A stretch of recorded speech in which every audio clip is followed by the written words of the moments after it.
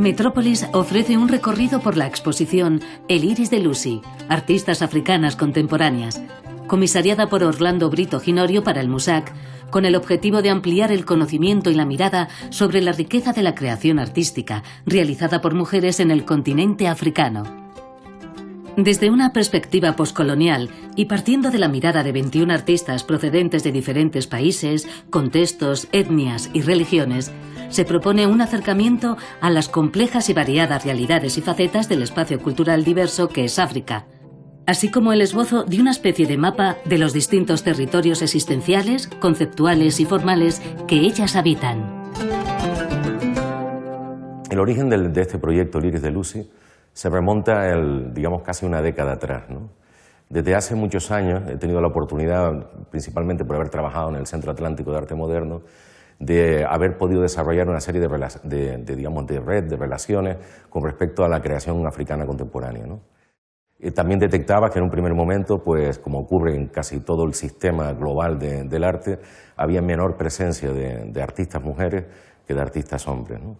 Y digamos hace 10 años, como parte de ese proceso, empecé a desarrollar una idea con la intención de poder en algún momento mostrar y pulsar lo que sería la creación contemporánea africana desde la perspectiva y desde la mirada de una selección amplia de creadoras, porque realmente hay muchas creadoras, muchas artistas en el continente y sobre todo desarrollando un trabajo de enorme vitalidad, de enorme sutileza, de enorme fuerza y potencia conceptual, pero también con un compromiso muy grande con el contexto que tiene que ver con el compromiso social histórico de las mujeres en cuanto a la construcción de su realidad cotidiana, ¿no?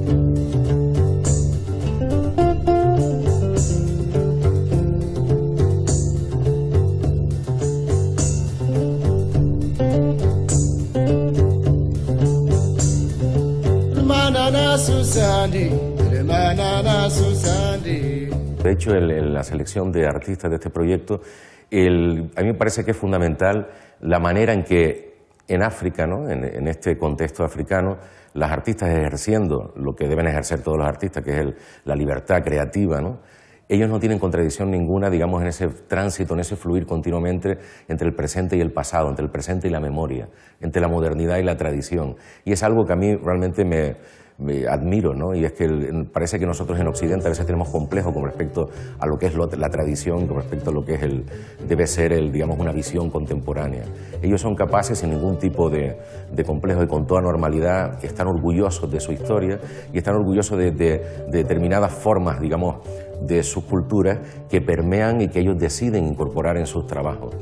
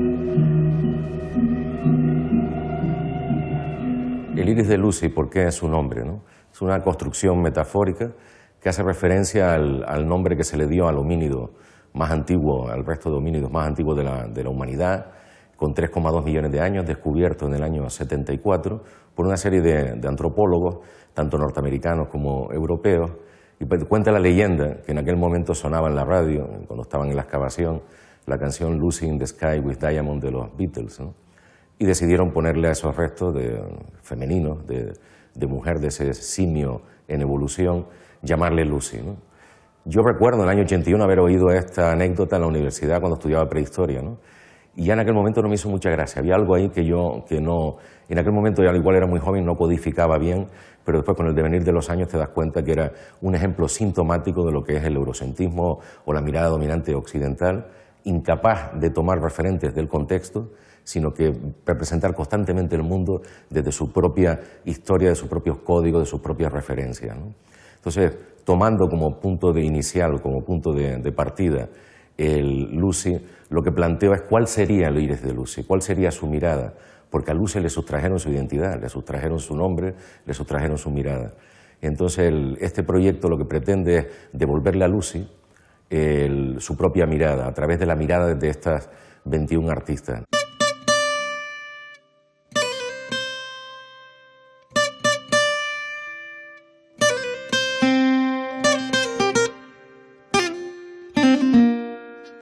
Por ejemplo, Aida Mulunej, cuando entro en contacto con ella me dice: Orlando, ya no es Lucy, es Dinkenesh.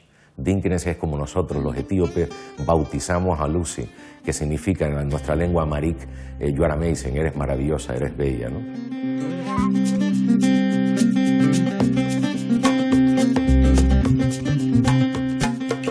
Pero hay otra obra de Sapphire Roas que se llama Invisible, que son miles de ojos mirándonos y que hablan de la visibilidad e invisibilidad de las mujeres, pero en realidad también están conectados con este hecho de devolver las miradas y cuáles son las miradas de Lucy, ¿no?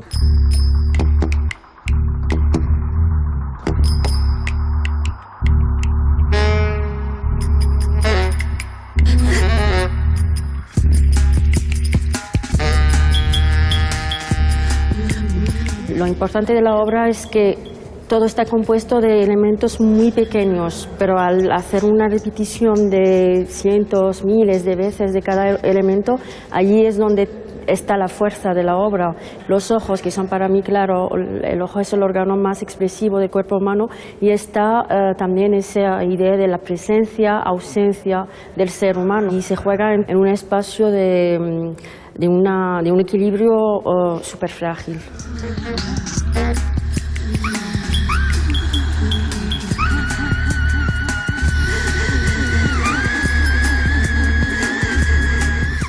Kahina es una reina bereber del siglo VIII que impidió la invasión árabe en aquel periodo. Fue prácticamente una de las primeras mujeres en tomar el control y gobernar una tribu.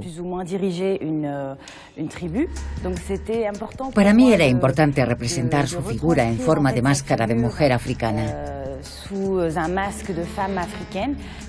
Figura olvidada, porque no aprendí su historia en los manuales donde yo estudié, en Argelia, sino que la fui descubriendo progresivamente a lo largo de mis estudios y mis investigaciones.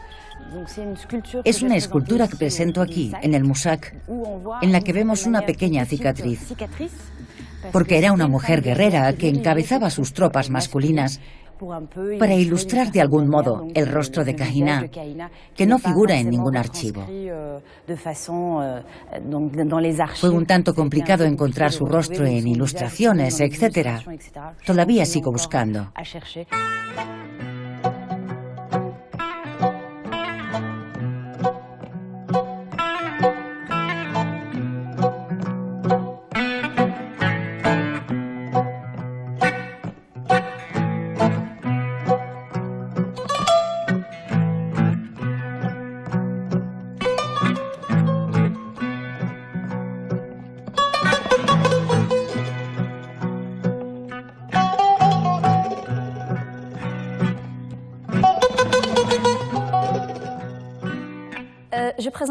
Presento el vídeo Stories, en el que filmé a mi abuela antes de su muerte. Era una cuentacuentos bastante conocida en Sfax, mi ciudad natal. Y en los últimos años, antes de su fallecimiento, comenzó a perder la memoria.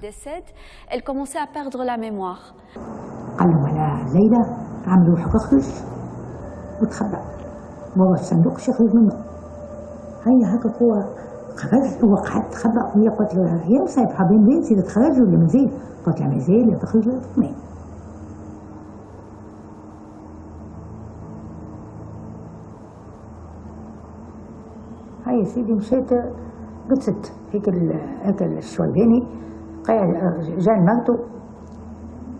ايوه هي شكون اللي قلت لك انا تعديت عليها؟ الصبية اللي بالنبي. ايوه هاي يا سيدي جا هيك الشويباني قعد شكون هي شوية El vídeo consiste en fragmentos de historias con los que no he querido mostrar tanto las historias que hay que salvar como esas historias que están desapareciendo.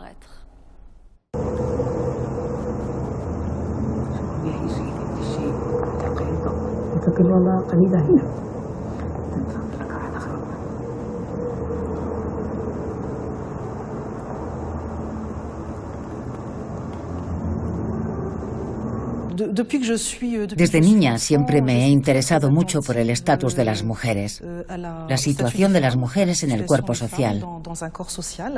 He tenido muchas amigas a las que he visto crecer. Algunas han tenido la suerte de verse muy respaldadas por su familia, pero otras han tenido que emanciparse por su cuenta. En algunos casos salió bien y en otros fue muy dramático. Y me di cuenta de que todo estaba relacionado con su estatus como mujeres, con su incapacidad para afirmarse como mujeres en una sociedad donde les costaba mucho trabajar, ganarse la vida, imponerse con respecto a sus familias o simplemente existir en el seno de sus grupos familiares. Cuando tuve la posibilidad de hacer una residencia artística en Tánger a través del Centro Cultural de Tánger, me interesé por un libro de Mohamed Lertaf, Demoiselle de Numidie, que estuvo censurado durante casi 10 años, ya que habla de la prostitución, de un burdel en Casablanca, pero que trata sobre todo de la tragedia humana en torno a la sensualidad, el comercio del cuerpo, la relación social, y cómo se puede existir dentro de una sociedad así sin caer en la violencia. De hecho, todas estas cautivas, y cuando digo cautivas, él habla tanto de las prostitutas como de la problemática de la homosexualidad, cómo estas cautivas pueden hacerse un hueco en la ciudad, cómo pueden existir en el seno de una sociedad que ignora estas diversas problemáticas.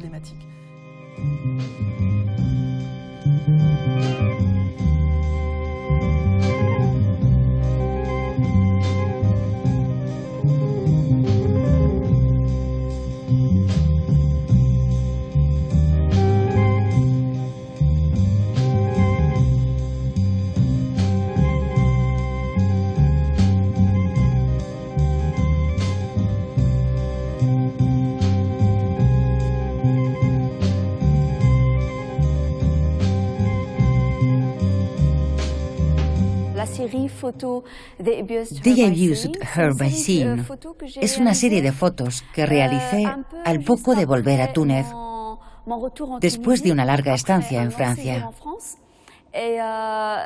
Es un proyecto que realicé en un contexto sociopolítico, el de Túnez en 2010, justo un año antes de la revolución. Cuando me instalé en Túnez, me encontraba en un estado casi de asfixia.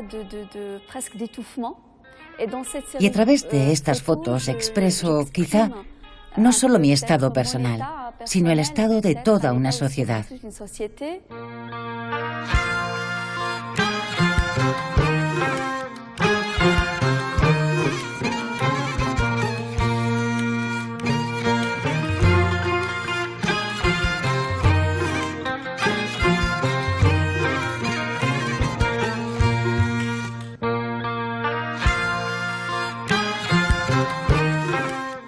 intencionalidad también del proyecto en la selección de las obras ha sido trabajar de una manera, digamos, con profundidad conceptual, pero también poética, ¿no? Porque estos niveles de trabajo existen mucho en estas artistas africanas contemporáneas, ¿no? Creo que no hay contradicción ninguna, sino todo lo contrario, ¿no? Que se trata de hablar con profundidad, pero también en territorios de sutileza, sin la necesidad de ser tan explícito, ¿no? Constantemente.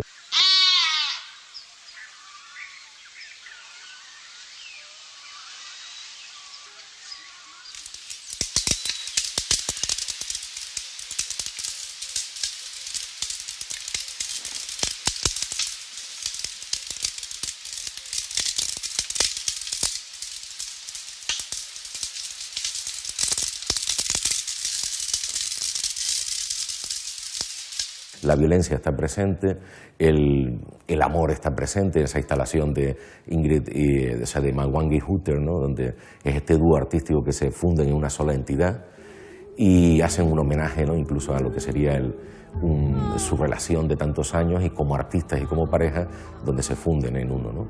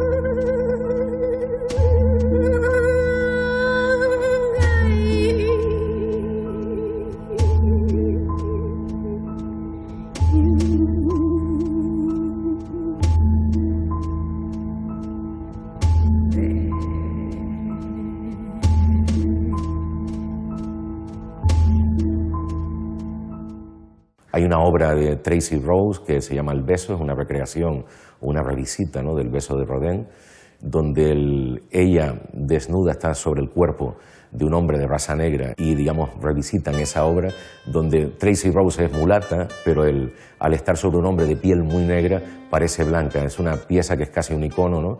Porque en definitiva lo que está hablando no es la relatividad de la cuestión racial y lo absurdo que es la cuestión racial.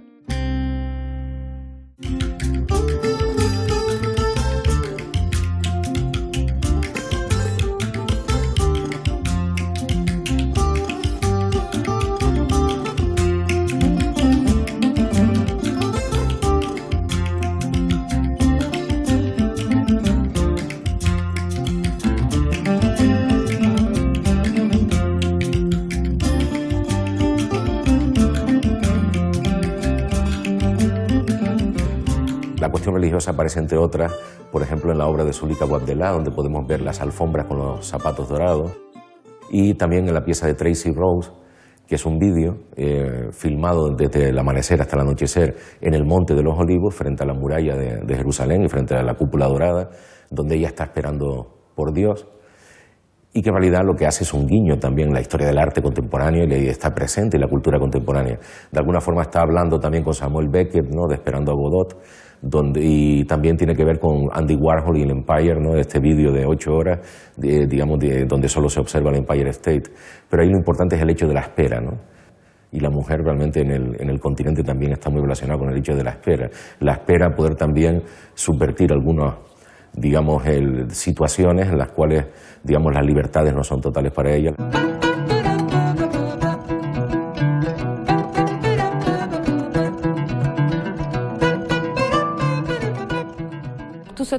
Esta obra es una labor de investigación que gira en torno a la identidad, que parte de la intimidad para desembocar en la identidad. Lo que me reveló las problemáticas de la identidad fue el embarazo. El cuerpo de la mujer embarazada fue realmente lo que me hizo cobrar conciencia de las problemáticas identitarias. A través de todo mi trabajo sobre el embarazo y lo íntimo, concretamente la Superhomme, que se ve aquí, la luchadora de lucha libre, hice muchos retratos, pero en ningún momento di con la definición de lo que podría ser la maternidad, la madre.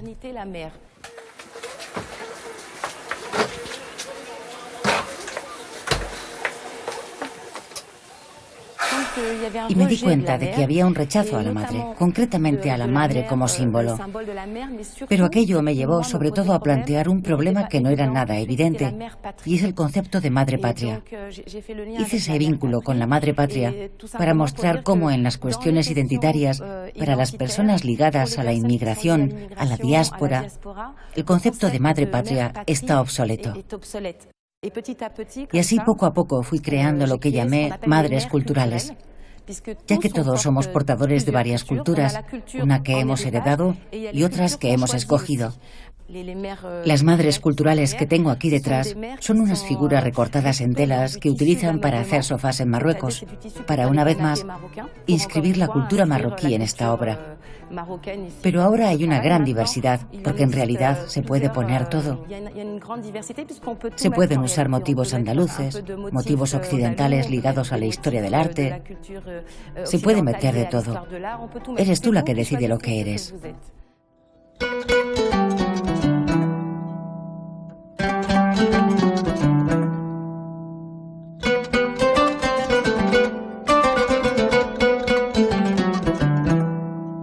Tenemos una serie de obras que abordan el territorio, ¿no? de diferentes perspectivas. Caguanequihuanga, por ejemplo, lo que hace es mostrarnos en una obra que es un desarrollo de imágenes sacadas de grabados de la antigüedad, de las rosas de Hércules, etcétera, etcétera, pero que en definitiva son una serie de planos y de imágenes que nos están hablando de esa idea que hubo siempre de volver a esa unión de continentes, de unir África con Europa, bien a través de un túnel o a través de un puente. Se desechó el puente, el túnel parece ser que técnicamente y económicamente sería posible, pero no puedo ni imaginarme la cara que pondrían hoy en Europa los responsables de la Comisión Europea si planteáramos un túnel para comunicarlos y que no hubiera fronteras, ojalá, entre el continente africano y el europeo. Otros aspectos del territorio se abordan, como por ejemplo en Otobón, en Kanga, a través de dos piezas que son dos tapices. Ya los tapices imperiales de las grandes gestas en los palacios imperiales y de nuestros reyes europeos son sustituidos por dos tapices donde ahora lo que ya no es la conquista de otra manera, ¿no? Ya denuncia la depredación por parte de Occidente del territorio, y ahora en esos tapices lo que vemos es el destello de unas piedras preciosas, ¿no? Que es, digamos, los minerales deseados, ¿no? Es muy reciente la guerra entre Ruanda y Burundi, que sabemos que en definitiva lo que había detrás era el coltran, el mineral que usamos como conductor en tecnología, etcétera, ¿no?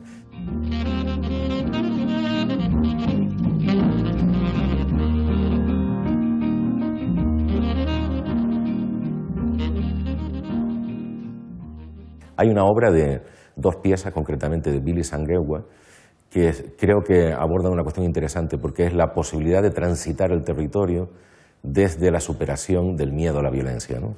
Entonces, estas dos obras son autobiográficas, autorreferenciales, y la podemos ver a ella caminando, saliendo de un coche en un caso, y en otro caminando por el centro de una calle, en las calles de Johannesburgo, donde ella dice: no puedo ya más, tengo que por fin dar este paso adelante y poder transitar en mi calle, en mi ciudad, sin miedo. Es una obra que habla del empoderamiento, algo que es fundamental y que se trabaja constantemente en la cuestión de género, ¿no? La cuestión desde una perspectiva, digamos, de género y también feminista, ¿no? Para acabar con Jane Alexander, en una proyección de 54 imágenes, que es una de las grandes también referencias como artista contemporánea, donde lo que nos muestra son una serie de imágenes en blanco y negro de lo que serían casi los fondos escénicos que dan lugar al conjunto de su obra, donde aparecen una serie de seres híbridos, o sea, mitad animal, mitad seres humanos, fruto, digamos, de ese choque violento, ¿no?, entre política, religión, etnia, etcétera, que ha significado el contexto sudafricano.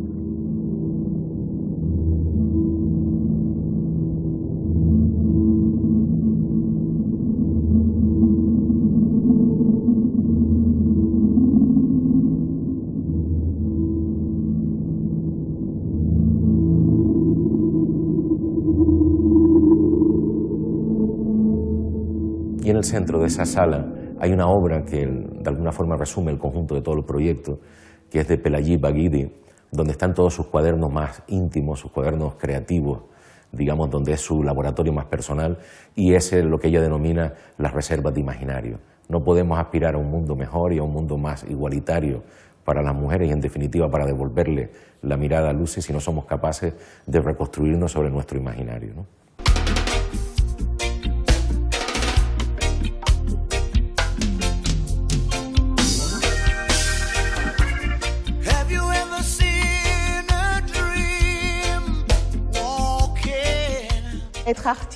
Ser artista es un acto de reivindicación, un acto de celebración de la vida frente a la muerte.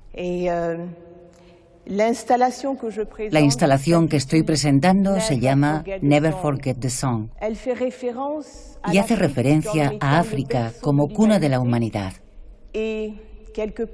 Y de algún modo viene a decir que quizá la cuna de la humanidad es la parte selectiva de la memoria colectiva que todos guardamos en lo más profundo.